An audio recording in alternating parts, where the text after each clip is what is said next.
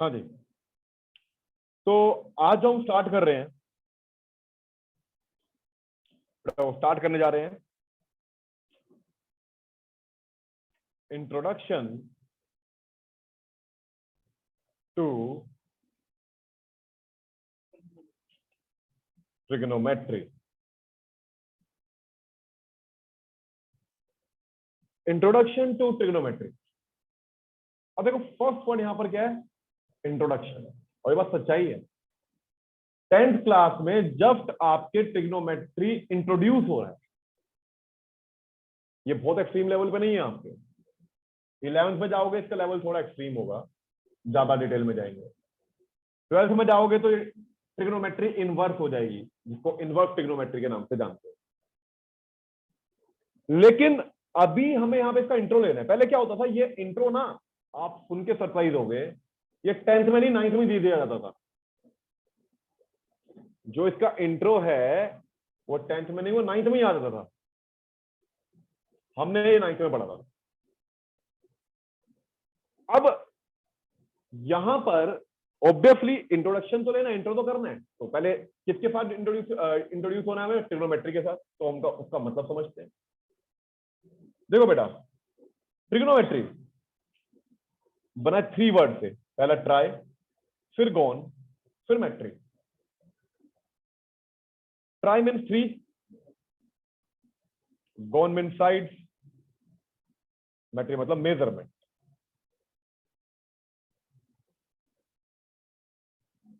3 sides की measurement,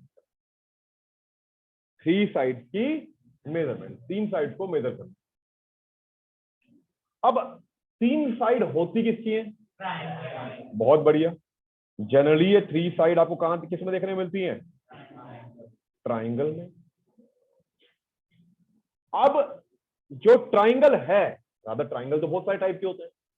आप देखो ट्राइंगल आपका स्केलिन भी होता है, ट्राइंगल आपका आइसोफिलस भी होता है, ट्राइंगल आपका इक्विलेटरल भी होता है, और ट्राइंगल आपका राइट एंगल ट्राइंगल भी होता है, obtuse angle, acute angle, likewise हो। लेकिन क्वेश्चन ये आता है कि यहां पर स्पेसिफिकली कौन सा राइट ट्राइंगल, तो हम कहेंगे भाई राइट एंगल ट्राइंगल। क्या सारे ट्राइंगल? नहीं, सारे ट्राइंगल नहीं, स्पेसिफिकली राइट एंगल ट्राइंगल, इनकी बात नहीं, या एक्यूट एंगल ट्राइंगल की नहीं, ऑब्ट्यूज एंगल ट्राइंगल की नहीं। किसकी बात कर रहे हैं हम? राइट एंगल ट्राइंगल की बात कर रहे हैं। आई बात समझ में? क्लियर है चीज? तो चलो जी, तो ट्रिग्नोमेट्री का मतलब ये हो गया 3 साइड्स की मेजरमेंट। 3 साइड किसकी? ट्राइंगल की, और ट्राइंगल क्या हो? राइट एंगल ट्राइंगल हो। तो इसका मतलब राइट एंगल ट्राइंगल की साइड्स की मेजरमेंट। सर वो मेजरमेंट तो ऑलरेडी हमने सीखी है। सर वो मेजरमेंट में हमने कंसेप्ट सीखा है, पाइथागोरस ऑलरेडी सीखा है ना हमने, पाइथागोरस थ्योरम सीखा हमने। लेकिन सर इसमें ऐसा क्या है, 3 साइड की मेजरमेंट में 2 साइड की होती, थर्ड हम निकाल लेते थे by Pythagoras theorem, hypotenuse square is equal to perpendicular square plus base square. अब बेटा इसमें एक कंसेप्ट है कि आपको 3 साइड नहीं, कोई भी एक साइड पता है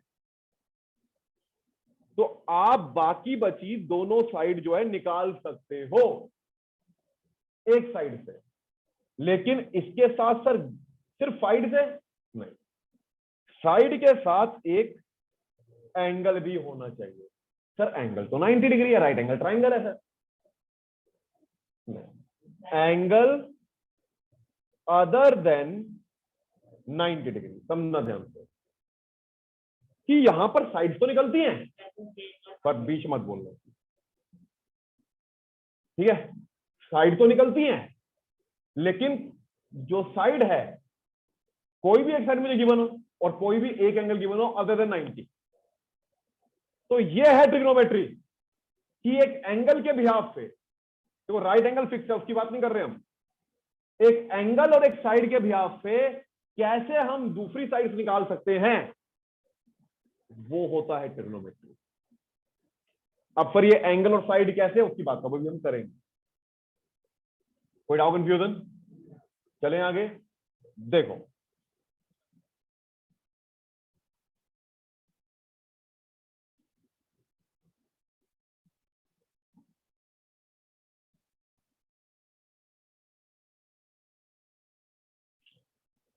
लेट्स से मैंने कहा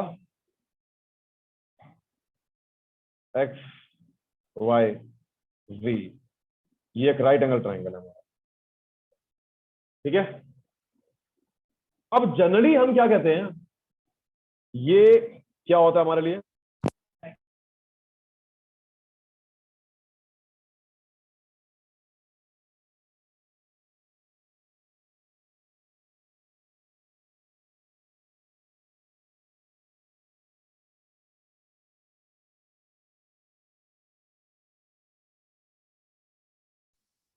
ठीक है जी, तो ये क्या हमारे लिए? और बेटा ये क्या है फिर? Perpendicular, and this one is base. लेकिन जरूरी नहीं कि यही परपेंडिकुलर, मैं इसको भी बेस बोल सकता हूँ, इसको भी परपेंडिकुलर बोल सकता हूँ। आप खुद देख, एंगल ऐसे भी हो रहा है ना। लेकिन ये परपेंडिकुलर और बेस के पीछे रीजन क्या होता है हम जानेंगे। लेकिन एक बात कंफर्म है, 90 डिग्री के opposite side is always hypotenuse, ठीक है, या हाइपोटेन्यूज जो आप बोलना चाहो, प्रोनाउंसिएशन ये तो फिक्स है, हाइपोटेन्यूज तो फिक्स। अब बात ये आती है कि सर बेस ये भी हो सकता है और ये भी हो सकता है, तो ये बेस होगा जिससे कॉन्ट्राडिक्शन ना हो, तो उसके लिए इंपॉर्टेंट है एंगल। एंगल, अगर मैं एंगल ये लेता हूं ना मेरे बच्चे, अगर मैं एंगल ये लेता हूं, देखो ये एंगल किस साइड बन रहा है, वाई जेड पे या एक्स वाई पे? Y Z. तो जिस साइड बनेगा वो बेस, इस एंगल के लिए बेस यही है, और ये क्या हो जाएगा? परपेंडिकुलर। लेकिन अगर मैं ये कहूं कि एंगल जो है ये है ग्रीन वन एक्स, तो अब की बार फिर ये बेस हो जाएगा और ये परपेंडिकुलर हो जाएगा। आई बात समझ में? तो एक बात समझ में आई कि जो एंगल है ना, एंगल अदर देन 90 डिग्री, ये डिसाइड करता है कि परपेंडिकुलर क्या होगा, और हम हमेशा इसको परपेंडिकुलर बेस मान लेते हैं, वो दिक्कत वाली बात ही नहीं है। पाइथागोरस थ्योरम में दिक्कत क्यों नहीं आती? क्योंकि इन दोनों के स्क्वायर का सम होता है। क्या आगे पीछे जो मर्जी लिखो। देखो फॉर एग्जांपल आपने कहा हाइपोटेन्यूज 5 है, ये 4 है और ये 3 है। अब आप 5 का square is equal to 4 square plus 3 square लिखो, या 5 का square is equal to 3 square plus 4 square लिखो, पाइथागोरस कोई फर्क नहीं पड़ता, ये है तो प्लस में ही आगे पीछे लिखता है। आई बात समझ में? लेकिन ट्रिग्नोमेट्री में पड़ेगा, बहुत बड़ा रूल है इसकी। आई बात समझ में? क्लियर है? तो ये एंगल है जो बेस और परपेंडिकुलर को सिलेक्ट करवा, और बहुत सिंपल, जिस साइड में एंगल बन रहा है अदर देन हाइपोटेन्यूज 5 में 6 है, जिस साइड में एंगल बन रहा है वो साइड बेस है और दूसरी परपेंडिकुलर। Without confusion? चलो जी, अगर हम ये एंगल लेते हैं, ये एंगल है, तो बेस हमारे लिए परपेंडिकुलर है। चलो, और इस एंगल को क्या बोलते हैं? एंगल को हम क्या बोलते हैं? थीटा। क्या बोलते हैं? रिप्रेजेंट किया जाता है थीटा। आई बात समझ में? दिस इज थीटा, थीटा मतलब एंगल, सिंबल है। आई बात समझ में? क्लियर है चीज? चलो जी, और ध्यान से सुनो, यहां पर तीन चीजें हैं हमारे पास, हाइपोटेन्यूज, परपेंडिकुलर एंड बेस। तो इन तीन से हम क्या करते हैं, इन तीनों में रिलेशन बनाने की कोशिश करते हैं। तीनों का एक साथ तो रिलेशन है, hypotenuse square is equal to perpendicular square base square. लेकिन हम तीनों में एक साथ तीनों का नहीं, दोनों का दो का रिलेशन बनाते हैं। हम कहते हैं भाई हाइपोटीनियस एंड परपेंडिकुलर के बीच का रिलेशन, हम कहते हैं भाई हाइपोटीनियस एंड बेस के बीच का रिलेशन, हम कहते हैं भाई परपेंडिकुलर एंड बेस के बीच का रिलेशन। क्या इन तीन के अलावा कोई फोर्थ रिलेशन आएगा? हाँ या ना? भाई देखो, एक बार आपने हाइपोटेन्यूज परपेंडिकुलर ले लिया, एक बार आपने हाइपोटेन्यूज बेस ले लिया, और एक आपने परपेंडिकुलर बेस ले लिया, तो क्या कोई और रिलेशन आएगा फिर? साइड की बात होगी, बड़ा कंफ्यूजन। तो एक चीज समझ भाई, मैथमेटिक्स में जब भी हम रिलेशन निकालते हैं तो मैक्सिमम टाइम हम किसका यूज करते हैं? मैंने पहले ही बताया था, रेशियो। एक्सीलेंट, किसे यूज करते हैं? रेशियो का। तो एच और पी का रिलेशन में निकालना है, मतलब एच और पी का हमें रेशियो लेना है। तो रेशियो क्या एच अपॉन पी है या पी अपॉन एच भी हो सकता है? दोनों हो सकते हैं भाई, मैं पी अपॉन एच भी बोल सकता हूं और एच अपॉन पी भी, दोनों ही रेशियो। इस एच और पी से दो रेशियो बन सकते हैं, या तो आप पी बाय एच बोलो या बाई, यस और नो। इसी तरीके से इस बी और एच से आप दो रेशियो बना सकते हो, एक पी बाय एच या ऐसे ही पी और बी से एक पी बाय बी और दूसरा, आया ना? कोई डाउट?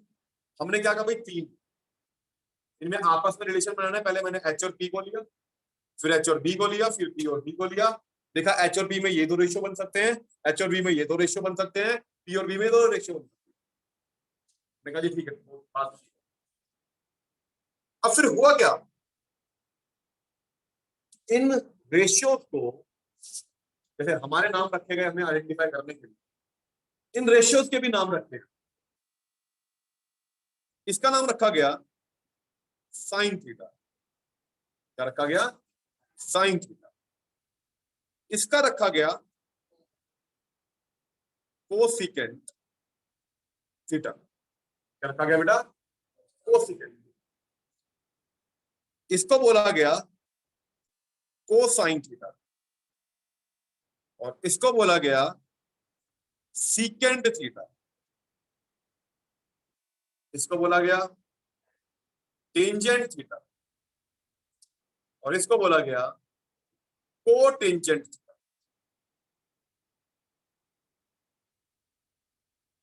ठीक है बेटा, sine theta, cosecant theta, cosine theta, secant theta, tangent theta और कोटेंजेंट। आई बात समझ में?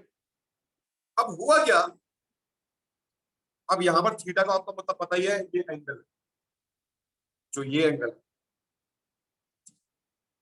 अब कहा भाई बार बार इतने लंबे नाम रखे हैं आप, उसको शॉर्ट कर देते हैं। ओरिजिनली इनका नेम यही है, ठीक है? जो आप बीच में बोल रहे हो, आप स्कूल में पढ़ा, कहीं और पढ़ाते हैं, बोल रहे हो साइन थीटा कोस थीटा, ये शॉर्ट फॉर्म है। और शॉर्ट फॉर्म कैसे बनी वो देखो, हर किसी के थ्री लेटर ले लिए गए, इसके थ्री लेटर लिए तो बोला साइन थीटा। सिन मत बोलो, अभी साइन बोले, सिन इसलिए नहीं बोला जाता, सिन का मतलब क्या होता है? हाफ, इसलिए वो अंग्रेजी साइन। है बात समझ में? क्लियर है चीज? नाउ इसके तीन वर्ड लिए, तो इसके तीन वर्ड लेने से पहले क्या करा उन्होंने, इसके तीन वर्ड ले लिए, तो ये हुआ कोस थीटा। फिर इसके तीन वर्ड लिए, ये हो गया टेन थीटा।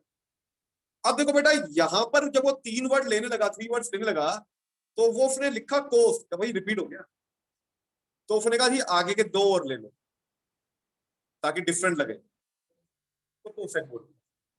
क्या बोल दिया? कोसेक। और इसके थ्री वर्ड से क्या बन गया? सेक। इसके थ्री वर्ड से क्या बन गया? कॉट। भाई रिपीट सिर्फ एक ही जगह और था यहाँ पे, तो इसलिए उसने थ्री लेटर्स की जगह फाइव लेटर ले लिए। एक लौता फंक्शन है जो फाइव लेटर का बना है, बाकी सारे थ्री थे। बाकी सारे थ्री से क्यों? क्योंकि नेम में सेम सिमिलरिटी नहीं आ रही, यहां आ रही थी। बड़ा कंफ्यूजन, क्लियर चीज? तो इस तरीके से इनकी नेम विदाउट।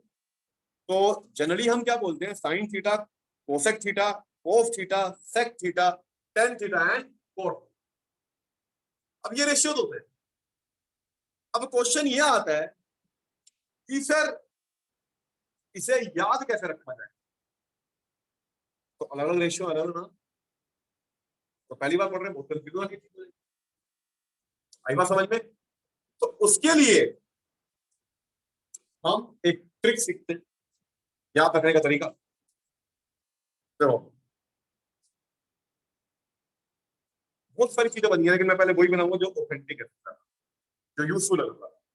पंडित बद्री प्रसाद, पंडित बद्री प्रसाद हर हर बोले, पंडित बद्री प्रसाद हर हर बोले, सोना चांदी तोले, चांदी तोले। आपको फुल फॉर्म लिख लेना। पंडित बद्री प्रसाद हर हर बोले, सोना चांदी तोले। अब देखो बेटा,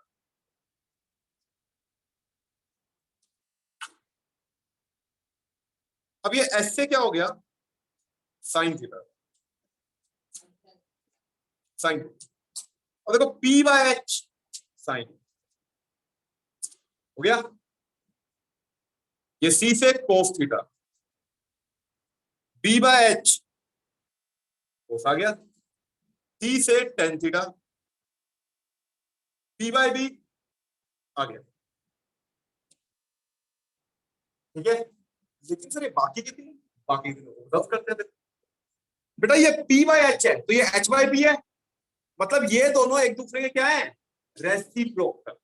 ये दोनों एक दूसरे के क्या है, तो आपको ये ध्यान रखना पड़ेगा भाई, साइन का रेसिप्रोकल होता है कोसेक, साइन का रेसिप्रोकल होता है कोसेक, साइन का रेसिप्रोकल है कोसेक, कोस का रेसिप्रोकल है सेक, और टेन का रेसिप्रोकल है कोट। उल्टा ही बोल सकता हूं, कोसेक का दोनों एक दूसरे का रेसिप्रोकल है, साइन का कोसेक है तो कोसेक का साइन होगा, कोस का सेक है तो सेक का कोस होगा, टेन का कोड है तो कोट का टेन होगा। लेकिन यहां पर मेन तीन चीजें क्या आ गई, साइन कोस और टेन। तो आप देखो साइन हो गया P बाय H, साइन का रेसिप्रोकल क्या होता है, कोसेक। तो आप यहां बोलोगे कोसेक, तो साइन यहां P बाय H आ रहा है, इसका रेसिप्रोकल कर दो आप, H बाय P हो जाए। ये P B बाय H का रेसिप्रोकल कर दो, H बाय B हो जाएगा, और कोस का रेसिप्रोकल सेक होता है।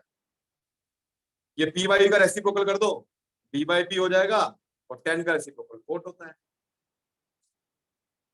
ठीक है, तो कहने का मतलब क्या है, पंडित बद्री प्रसाद हर हर बोले, सोना चांदी तोले। ऐसे साइन थीटा, तो साइन थीटा है P बाय H, इसका रेसिप्रोकल कोसेक होता है, तो हो जाएगा H बाय B। C से कोस थीटा वो होता है B बाय H, इसका रेसिप्रोकल H बाय B जो कि होता है सेक। T से टेन थीटा यहां है P बाय B, इसका reciprocal cot that is B by T।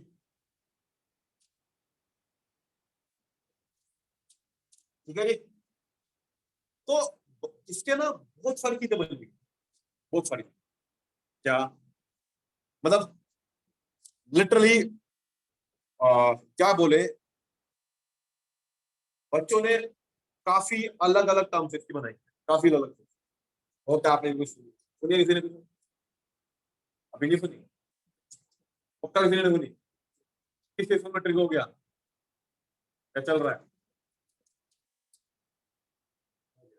उन्होंने क्या कराया, यही कराया। सम पीपल क्या,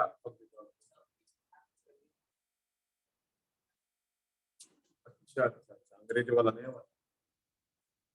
ठीक है, हाँ जी, क्या बब्बू, और उसके आगे फिर पता है, मतलब बहुत सारे बने हुए हैं, बहुत सारे, मतलब कुछ उन्होंने ना वल्गर वल्गर भी बनाए। वल्गर इन द सेंस मतलब कि पापा बीड़ी पियो। हाँ हाँ बेटा। कोई कहता नहीं पापा बियर पियोगे, हाँ बेटा, मतलब मुझे बताते थे बच्चे स्कूल।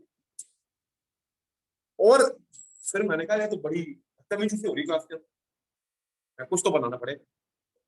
मैंने बेटा अगर ये बोलेगा ना तो पापा क्या बोलेंगे, पुत्र बहुत पिटेगा। हाँ हाँ बापू। तो कहने का मतलब क्या है, सबसे बेटर यही है बेटा, पंडित बद्री प्रसाद हर हर बोले सोना चांदी। इसके बेटर होने के बहुत सारे रीजन है।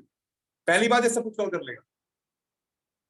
दूसरी बात, भगवान भोलेनाथ का नाम आ रहा है, जितनी बार बोलोगे ऊपर वाले को याद करोगे, भगवान की अलग अलग फॉर्म पे है, तो एक आई बात समझ में, क्लियर है चीज। तो कहने का मतलब क्या, वो जिस तरीके से याद रखना रखो, क्लियर। लेकिन सबसे बेटर तरीका यही है जो सबको कवर कर देता है, पंडित बद्री प्रसाद हर हर बोले सोना चांदी, विदाउट कंफ्यूजन। आई बात समझ में। इसीलिए है बहुत सारे और भी, लेकिन यही सबसे बेस्ट है, कोई डाउट। चले आगे, चलो जी। अब इसके बिहाफ पे क्वेश्चन कैसे आते हैं वो हम देखते हैं।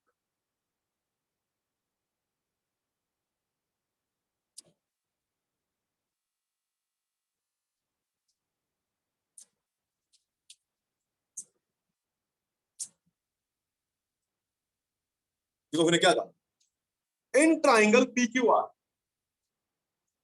Right angle at Q, PQ 8 centimetre, QR 6 centimetre, find all the 6 trigonometric ratios of angle R. तो पहले एक राइट एंगल ट्रायंगल बना लेना,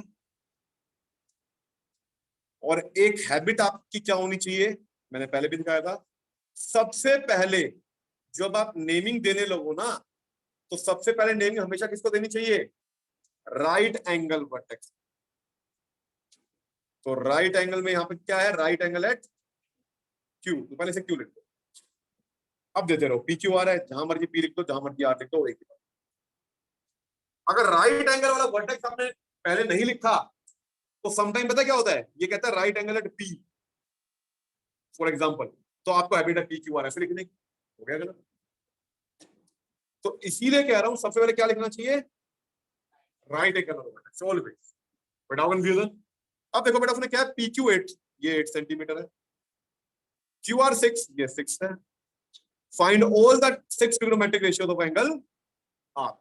तो बेटा ये जो पी आर है, ये तो पाइथागोरस थ्योरम से आप निकाल दोगे, निकाल के दिखाऊं क्या, सबको लगानी आती है, क्या बोलोगे, hypotenuse square perpendicular square plus, तो हाइपोटेनियस यहां पर पी आर है, पी आर का स्क्वायर, परपेंडिकुलर बेस क्योंकि आर ये है भाई,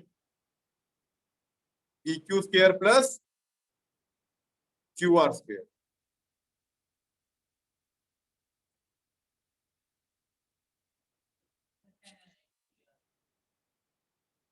अब पी क्यू भाई 8 है, क्यू आर 6 है, 8 का स्क्वायर 6 का स्क्वायर 64 36। अब आपको पता है स्क्वायर जाके प्लस माइनस लगता है, लेकिन यहां माइनस लगाना मैंडेटरी नहीं है क्योंकि कॉमन सेंस है, side can not be negative, side can not be, तो डायरेक्ट भी लिख सकते हो इज इक्वल टू 10, और प्लस माइनस लगा तो फिर माइनस बोलना पॉसिबल, क्लियर। तो ये हमारा 10 सेंटीमीटर। अब आगे क्या, एंगल आर के 6 रेशियो को निकालने हैं, उसके लिए हमें याद करना पड़ेगा जी पंडित जी को, ठीक है, पंडित बद्री प्रसाद हर हर बोले सोना चांदी तोड़, ठीक है। अब एस फॉर साइन थीटा, तो आप यहां लिखोगे साइन थीटा, यहां पे आर है, तो आर लिखना, थीटा यहां पर आर है तो आर लिखना, साइन आर। अब परपेंडिकुलर, परपेंडिकुलर देखो क्या है भाई, थीटा ये हुआ ना आर, तो आर के according Q R is base और पी क्यू इज बेस। अब यहां पर एक चीज और सीखो बेटा, हो सकता है आपको ऐसे कराया गया हो sine theta is equal to side opposite to theta या एंगल अगर 90 डिग्री, ठीक है जी, और हाइपोटेन्यूज। ऐसी कोस के लिए कराया गया होगा side adjacent two upon hypotenuse, ऐसा कुछ कराया है ना। लेकिन हम ये फॉलो नहीं करेंगे। अब ऐसे क्यों कराया है, क्योंकि मैंने आपको बताया कि परपेंडिकुलर और बेस तो कोई भी हो सकता है हाइपोटेन्यूज में से, कभी हो कभी हो, इसीलिए उन्होंने स्पेसिफिक लिख दिया ताकि कंफ्यूजन अराइज ना। तो हम तो कंफ्यूजन दूसरे तरीके से अराइज नहीं होने देंगे। कैसे? हम आगे करने से पहले लिखेंगे कि अकॉर्डिंग टू एंगल आर,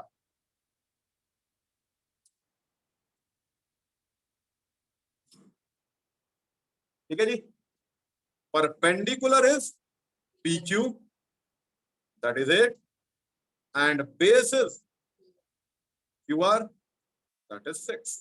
खत्म। अब कोई गलत नहीं कर सकते। आई बात समझिए, हमेशा लिखना है आपको एंगल के अकॉर्डिंग परपेंडिकुलर बेस हमेशा बताना है, वरना तरीका वही लगाना पड़ेगा side opposite to side adjacent to. अगर ये नहीं लिखोगे तो टीचर मार्क्स कट कर सकता है। आई बात समझ में? क्योंकि अभी हमने देखा परपेंडिकुलर बेस तो कोई भी हो सकता है, ये तो थीटा है जो बेस और परपेंडिकुलर को डिसाइड करवा रहा है। या आर किस साइड बन रहा है, क्यू आर पे, तो इसलिए क्यू आर बेस है और पी क्यू परपेंडिकुलर है। आई बात समझ में? तो ये चीज हमें मेंशन वहां पर करनी पड़ेगी। और फिर हम फील फ्री यही कंसेप्ट यूज करेंगे कि भाई sign theta is P by H, P is P Q, H is P R, ऐसे लिखना है हमें।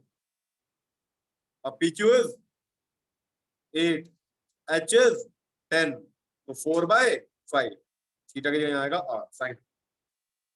विदाउट इसी तरीके से साइन का रेसिप्रोकल क्या होता है, पहले कोसेक आर,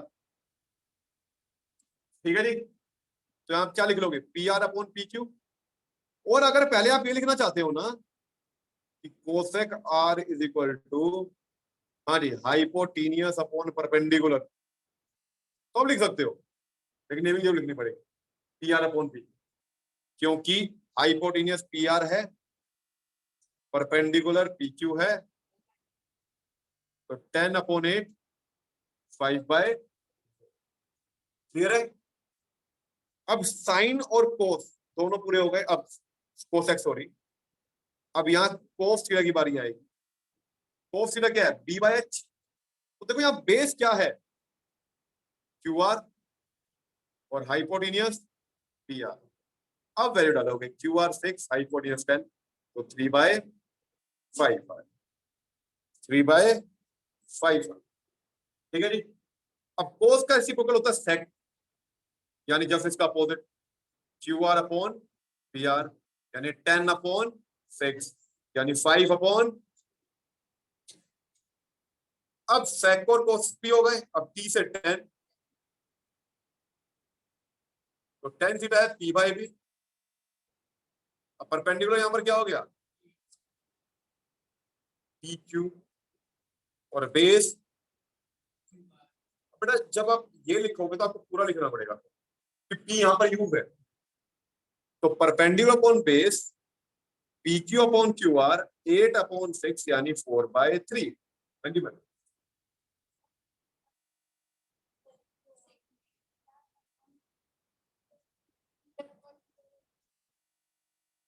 एक्सीलेंट।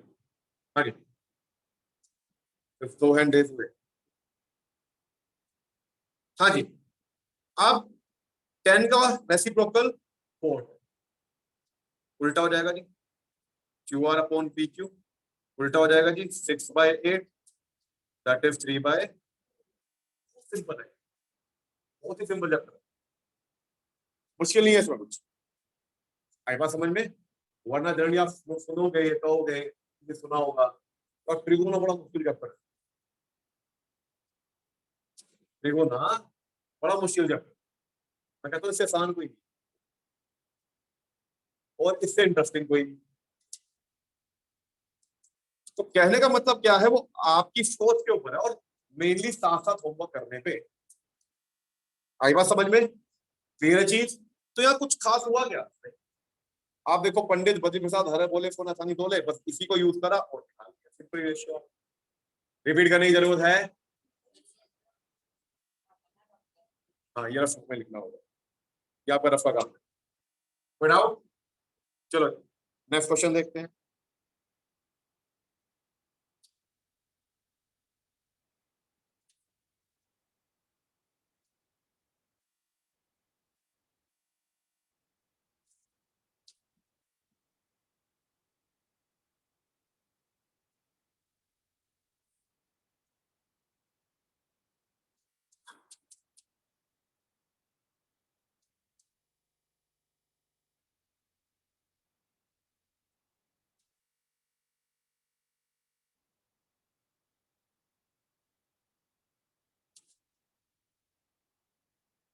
तो क्या कहा उसने?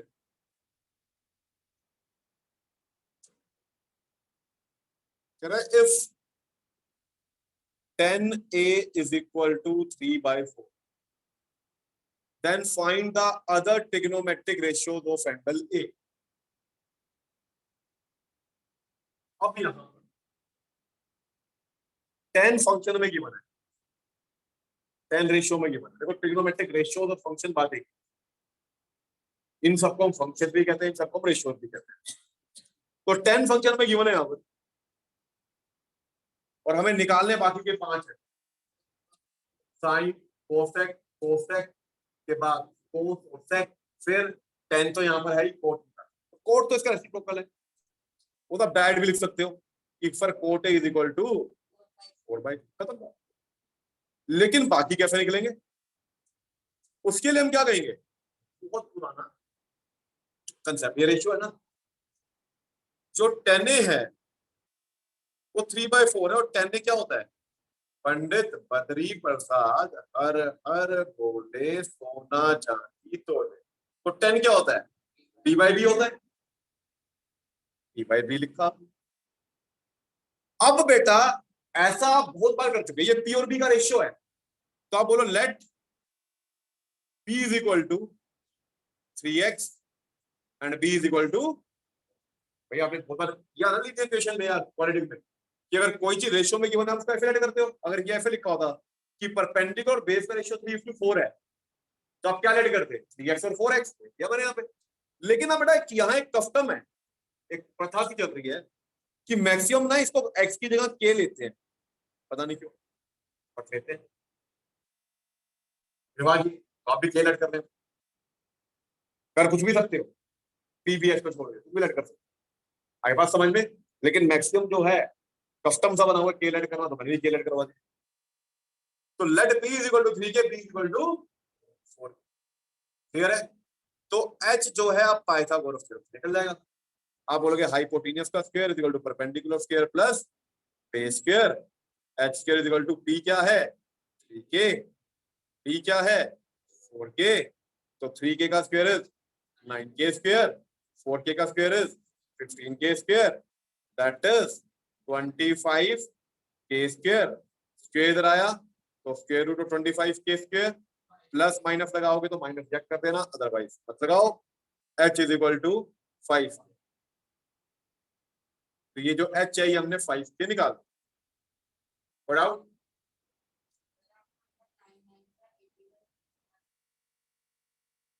नाइन है कहाँ? 9 3 का स्क्वायर 9 का स्क्वायर नहीं है। हाँ विदाउट, अब जब ये h आ गया फिर तो सब कुछ हो गया। s से साइन थीटा, जो क्या होता है p/h, तो थीटा यहाँ a है तो a लिख लो।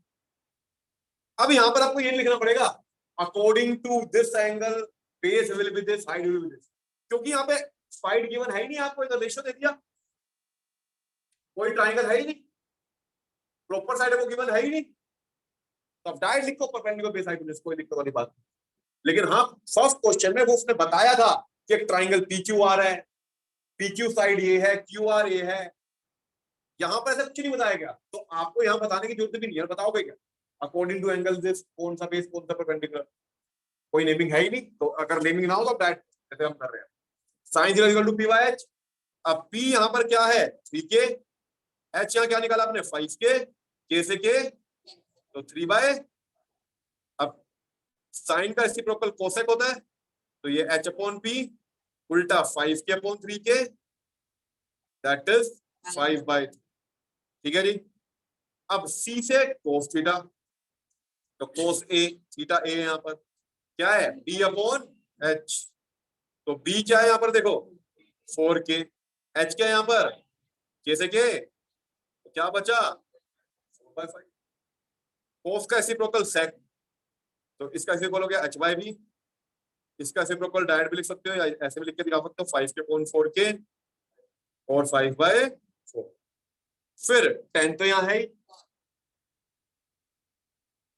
ऐसे भी लिख सकते हो इसका B अपॉन P, तो B है यहाँ पर, P है यहाँ पर, या ये भी लिख सकते हो विदाउट। देखो अब इसको एक तरीके से और लिख सकते हो वैसे हम, जैसे कोसेक को मैंने ऐसे लिखा ना, और आप बोल सकते हो cosec A is reciprocal of sine A, cosec A is reciprocal of, तो वहां फिर आप बोल भी सकते हो डायरेक्ट ये 3/5 है तो आंसर ये 5/3 हो जाएगा, खत्म, कोई डाउट, क्लियर है। तो लेकिन सबको ऐसे कर रहे हो तो ऐसे ही कर देना, ज्यादा बेटर प्रेजेंटेशन फिर यही है, कोई डाउट, क्लियर। तो ये बहुत अल्टीमेट ट्रिक है जो आपको बहुत सारे क्वेश्चन को सॉल्व करने में हेल्प करेगी। पंडित बद्री प्रसाद हर हर बोले सोना चांदी तो, चलो आगे बढ़ते हैं।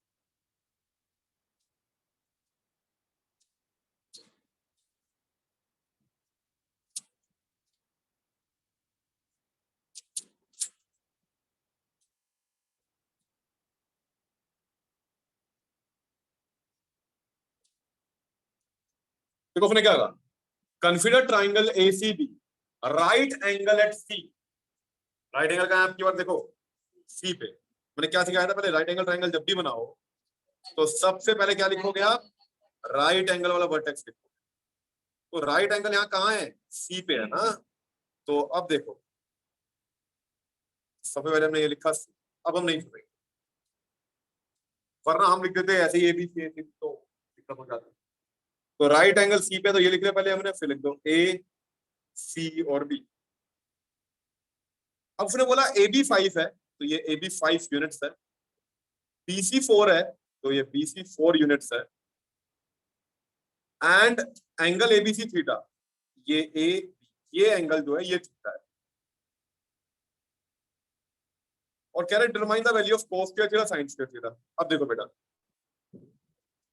ये जो A है तो हमें ये AC निकालना है, तो पाइथागोरस आपको लगाना आता है, पाइथागोरस से आप इसको निकाल दोगे 3 यूनिट्स, आज पाइथागोरस लगाओगे तो AC आ जाएगा 3। अब आगे देखो ये थीटा है ना ये, तो मैं कहूंगा अकॉर्डिंग टू थीटा या angle ABC is equal to theta, perpendicular is, देखो थीटा ये है तो बेस ये हो गया BC, perpendicular AC, perpendicular is AC 3 units और base is BC that is 4 unit, hypotenuse तो सेम ही रहने वाला है दैट इज AB 5। तो सिंपल है, साइन थीटा निकालना है आपको, तो पहले याद कर लो जी, पंडित बद्री प्रसाद हर हर बोले सोना चांदी तोले। अब क्या बोलोगे यहाँ पे, sine theta that is P upon H, perpendicular AC, जब नेमिंग हो तो नेमिंग जरूर यूज कर। हाइपोटेन्यूज AB, तो AC क्या है और AB, तो 3/5 आ गया। cos थीटा B/H, तो बेस यहां पर BC, हाइपोटेन्यूज AB, BC है 4, हाइपोटेन्यूज 4/5। तो पहले केस में कह रहा है क्या निकालो, cos square theta plus sine square theta. अब cos थीटा का स्क्वायर, इसका मतलब बेटा ये होता है, जब ये स्क्वायर लिखते हैं ना तो मतलब ये है, अगर आप cos क्यूब थीटा लिखोगे तो मतलब cos थीटा का क्यूब। तो ये पावर ही है पूरे की, ये रिप्रेजेंट करने का तरीका ऐसे होता है, cos स्क्वायर थीटा। तो cos थीटा की वैल्यू यहाँ क्या निकाली आपने, 4/5। स्क्वायर है तो क्या कर दो स्क्वायर, ऐसे ही साइन थीटा का स्क्वायर, साइन का क्या निकाल 3/5, स्क्वायर तो क्या कर दो स्क्वायर। 4 का स्क्वायर 16, 5 का 25, 3 का स्क्वायर 9, 5 का 25, तो एलसीएम लोगे 25, 16 + 9, 25/25, 100। कंफ्यूजन। अब दूसरे में क्या, minus cos square minus sine square, तो इसी में ये बीच में माइनस आ जाएगा बस फिर। तो यहां पर ये हो जाएगा 16 - 9, और ये क्या आ जाएगा आपका 7/25। डाउट क्लियर है? तो अब आपको जो है होमवर्क में, मुझे क्वेश्चन 1 2 3 तो करना ही है कि 1 2 3 के बाद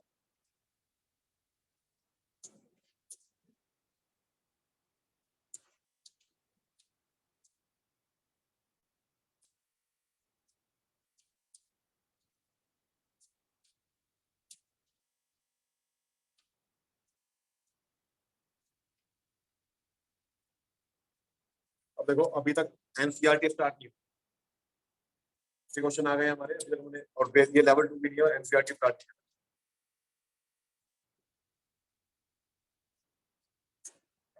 अब हो जाएगी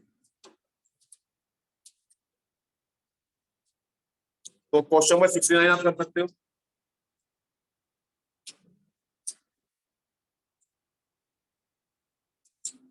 क्वेश्चन नंबर 71 कर सकते हो।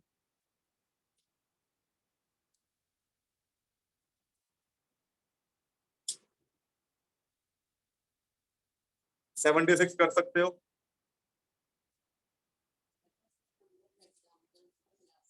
बट आप देखना पड़ेगा, ठीक है जी, कितना ही करो मेरा चीज अच्छा। तो नेक्स्ट क्लास में इसको ज्यादा कंटिन्यू करेंगे आगे हम, क्लियर है चीज। तो अब ये आपको जो है इतना करके आना, और हम मिलेंगे कल सेम टाइम 8 बजे।